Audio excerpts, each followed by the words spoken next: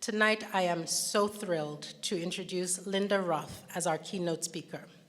Linda Roth was a communication major at Maryland and was friendly with a few of our standout basketball alums, such as Len Elmore and Tom McMillan. Linda is the owner of Linda Roth Associates. Her company specializes in the hospitality field, and they have managed events such as AwesomeCon and Capitol Home and Garden Show. Prior to running her own firm, Linda was Director of Marketing for Champion Sports Bars and Restaurants and Vice President of Networking Events for the American Marketing Association. I'm excited to hear Linda speak. I could learn a lot from Linda, and I know we all could as well. So please join me in welcoming Linda Roth.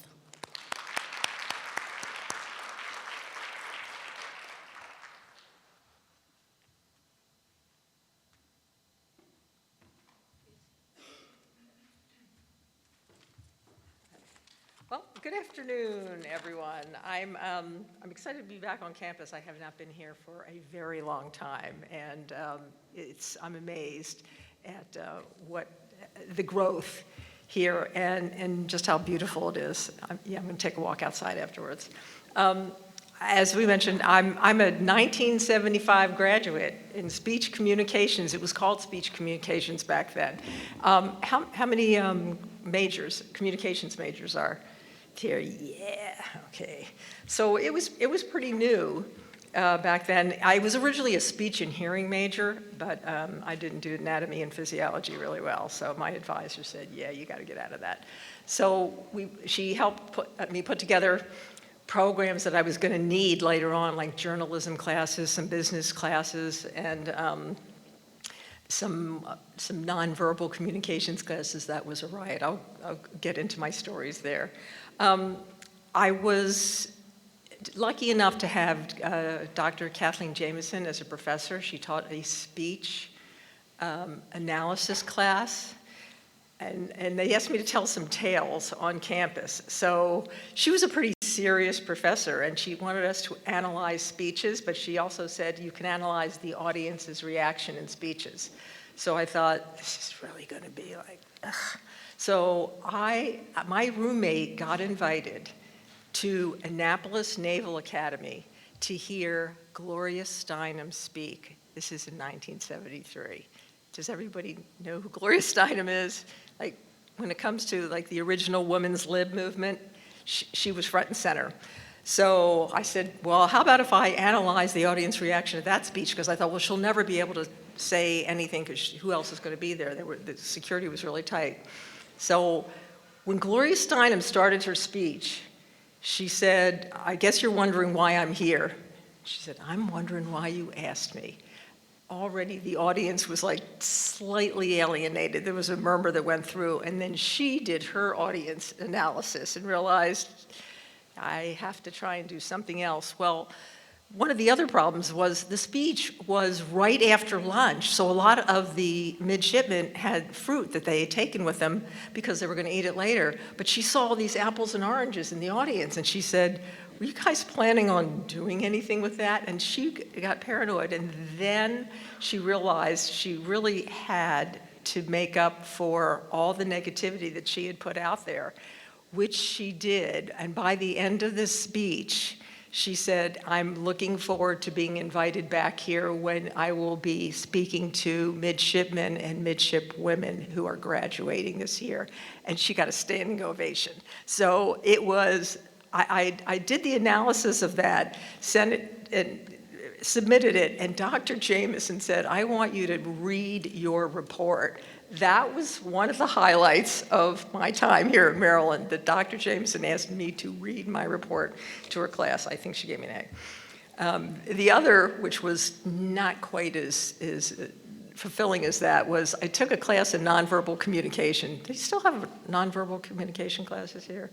It was invaluable that I use to this day, because whenever I'm in a meeting, I'm checking the nonverbal, especially on Zoom calls. I'm checking everything because I got to know, I just had a meeting last week where we were putting together a transportation reception. It was congressional members of Congress, and in California, no one had mentioned inviting oh, the Secretary of Transportation. So I'm watching it when finally somebody brought it up. I watched everybody's nonverbal communication on the screen. I said, well, I'm not bringing it up and I'm not inviting them. So, and that passed.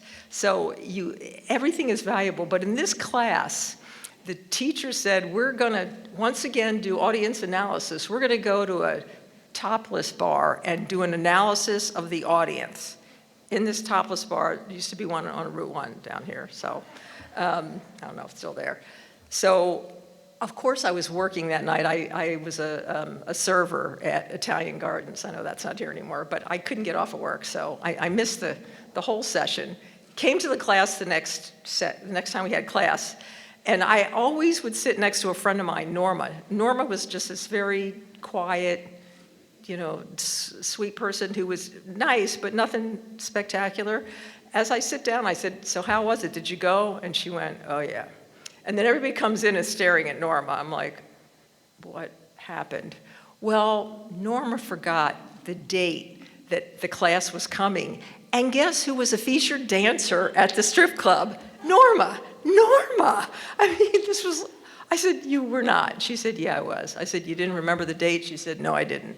So she had to give her analysis of the audience from her perspective, which was classic for us, and in addition to that. So those are, you know, those are like some of the unique parts of being able to translate some of what the classes teach you. So now I'm a CEO and I founded my company back in the early 80s.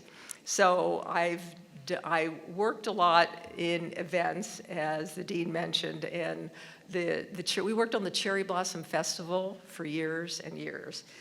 We've worked on the Restaurant Association Rammy Awards, which is like the Oscars for the restaurant industry. Awesome Con, all the cons, Comic-Con, you name it, Anime, we were working on those as well. But we got our start in hospitality, which is in restaurants and hotels. So has anybody here served, been a waiter, waitress? Yeah. You are not a fully rounded individual until you have served in a restaurant. Bartender, server, whatever it is, that's what will really complete your education. So when I got out of school, I had to figure out what I was going to do. I lived in Ocean City for a while, and I worked as a server in a cocktail club, but I also wrote for the local paper, the Beachcomber, and that kind of helped because my journalism classes were some background for that. And then I moved to DC. I needed to get a job during the day. I mean, I needed to have my time during the day to look for a job, so I looked for a job to work at night to free up my days, and I applied to be a nightclub manager. I did not get this job, but the guy who owned the nightclub called me back, and it was a disco in Georgetown, and he said, I saw you have writing skills. I'm going to start an International Discotheque Association and a newsletter. And I want you to write, I want you to be the editor of the newsletter. I'm like, I'm going to be the editor of a newsletter right as I get out of college. This is going to be great. So that next 3 years, it was unexpected. It wasn't what I wanted for my career, but I learned more about PR and promotions and marketing than I had ever learned. And I joked and told everybody I graduated from the Michael O'Hara School of Public Relations and Promotions. That was the guy's name that owned the club. And that took me, my relationship with Michael took me to other relationships in business that helped me out along the way. So when he decided he was working with singles bars, champion singles bars, I got called back in because they needed somebody they signed a deal with Marriott, and they needed somebody that spoke Marriott, that could adapt to a culture in a business environment like that, and that understood the bar world. So I spent the next couple years as director of marketing, put my business on hold because I was still trying to start it out, because Michael had also introduced me to somebody else who was producing computer shows. Remember, this is the early 80s, computer shows, and they were doing one in DC, and so I started promoting computer shows through Michael's connection, and then ended up promoting the computer shows around the country. And then once I learned shows, you could do shows, boat shows, fishermen, shows. AwesomeCon, Comic-Con, they're all shows. As long as you have the skill set, you can adapt to the vertical market. So the journalism class was also important to me, not just because to help write press releases for this, but also I decided I was going to be a columnist, and I was going to write a column about what's new in restaurants. I've been writing that column for like 30 years now. I keep changing the name of it, but it's about, right now it's called The Latest Dish, and it's in the Georgetowner, because I've been writing for the Georgetowner for a while. But the columnist was a whole nother skill set that I had to adapt to that. And then I thought, well, I can do that for my clients too. So I have clients that are now writing columns for the Washington Business Journal in their expertise, and I'm editing them because part of the journalism was editing too, which I did appreciate. The negotiation classes I've taken throughout have been probably the one thing that stuck with me, and I actually teach the people that work for me. One of the biggest lines that I learned from them is the first person who speaks loses. And time and again, you'll be in a situation where the silence is deafening and somebody's got to say something. Whoever does, you can jump on them because they're doing it out of the tenseness of the situation. I'm not going to go into too many details on how I did that, but if we talk later, I'll give you some of the examples. When I was working for another nightclub organization that had membership, its time was coming to an end, and one of the members was the head of the American Society of Association Executives. And I don't know if you're familiar with that, but that's the association that teaches all other associations how to do it right. And he said, well, there's a new administration coming in. I'd like to hire you so the administration knows how important associations are. And I said, I don't know anything about associations. And he said, I have an office full of people that know about associations, but they don't know how to promote or how to publicize. I can teach you about associations. I need your skill set. And that is what I've taught the people who I work with throughout all these years. We have the skill set, we can adapt to the vertical market. That's why we started off with computer shows.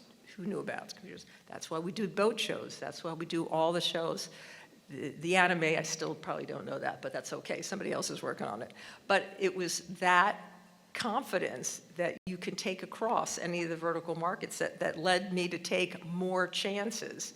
So I got thrown into a situation which was probably comical. I almost brought the giant blow-up of the article for you to see, but it was when the Wizards were called the Bullets. They were a winning team, and they were selling less seats than the Caps. So we were brought in, they asked, what can we do to get more ticket sales? And my boss, Michael O'Hara, once again at the time said, you need cheerleaders. And he said, the NBA doesn't have cheerleaders. We can't do that. He goes, we're going to start it. And we started the first NBA cheerleaders, and their ticket sales went into figures that they didn't even predict. But that was, and I knew nothing, once again, about cheerleading. I can tell you it's nothing like dancing. It is somewhat like dancing, but you can't hire a choreographer for dance. You have to hire a choreographer just for cheerleading. But we ended up in U.S. News and World Report and across all the media, and then it got very popular, and I think every team has them. When I have relationships with people, I like to keep them because you never know what it's going to lead to. There was years ago, there was a baseball strike, and there was a guy I'm from Baltimore, and there was a guy from Baltimore who said, I'm organizing this association for sports fans. All the media is concentrating on the players and the owners, but nobody cares about the fans, so we need to promote the fans. And I'm once again like, I don't know anything about baseball. But I went to a friend of mine who had a radio talk show. It was from 11 at night to 4 in the morning. He got every wackadoodle phoning in, but he was a huge baseball fan. And he said, there's winter baseball meetings. You should go to the winter baseball meetings, take your client. I was like, okay, like we're going down to, I forget where it was. It might have been West Palm. We're going down for the winter baseball meetings. And I asked him, I said, are you going to be in the media room? And he said, yeah. I said, I need to meet people in the media there. And my friend, who ended up doing pretty well later on. His name's Larry King. He was very much a huge baseball fan. He said, "Who do you want to meet?" I looked around, I went, "Everybody. I want to meet everybody." We started at one end and went to the other and met everybody and got on every network, every major print, every newswire service. Larry came in handy later because, and I always call it leveraging Larry, that's like my only friend that became famous. So he would help, and I'd stay in touch with him for other things. He put together a cardiac foundation, and one of the other events in our events category was the gala that we held every year in DC and in LA. And there wasn't anybody that Larry wouldn't introduce you to. So that leveraged into other things as well, which again is another story for when we're sitting at the table. The probably biggest point about leveraging what you do when you get out into the real world is you're going to be introduced to lots of associations. And all the associations are good in their own way, but you just can't join them all, and there's not enough time or money. So what I did is I started with a few to see what was going to actually help me. So the American Marketing Association, when I joined that, they had educational classes that I liked, but still, how's it going to help me in business? Well, I work with hotels. Hotels have venue spaces. Most of the people who book venue spaces are the members of the American Marketing Association for their organization. So I said, I'll join it, but I'll join it to be on the board, because the other great piece of advice I got was if you join to lead. Don't just pay for membership, end up leading that association. So I became the vice president of networking, and we held all these networking events at restaurants or hotels that had just opened. Everybody got the sneak preview, and it built up their membership base because people wanted to one of the number one reasons for joining these associations, besides education, was networking. So I did that. Plus, there's an organization called Les Dames d'Escoffier. I work a lot with restaurants. This is women in food service. It's food writers, it's cookbook authors, it's catering managers, dietitians, nutritionists, food historians. The Smithsonian, our chapter's got the only food historians, so everybody else. And it's any resource you could ever want. And it's in chapters across it's in the country, across the country, and also the world. So I needed a restaurant reservation in London. I called the chapter president in London, and she said, "I don't really know these people. I don't know if I can get you in." And within an hour, I had a confirmation. So that's the reputation of the organization. So leveraging your associations, and you'll figure it out, because there's a few I joined and couldn't get anything out of it. Even if when I was trying to lead it, I realized it wasn't going where I needed to go. So you're going to spend some money that you're going to say, okay, chalk it up to experience. And then there's some that are in it. I'm in it because I need the information. So I have an office in Adams Morgan. I joined the Adams Morgan Business Improvement District to be on the board. And as I was treasurer of the board, and now they talked me into being secretary because I couldn't say, I have to practice my no therapy. But I know what's going on, and I know what the changes are coming, which is going to help my clients because it's part of a council in the city. So if I have one piece of advice, it's like keep your options open.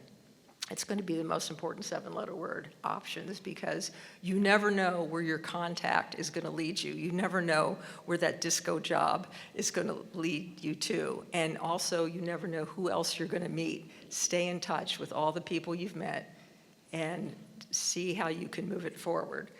I have probably the one thing I have always said to the Dr. Wolven, who was the head of the department when I was going to school here, is that if I ever have an opportunity to be able to pay it forward to help other up-and-coming majors in communications, I'd love to do it. So thank you very much for inviting me.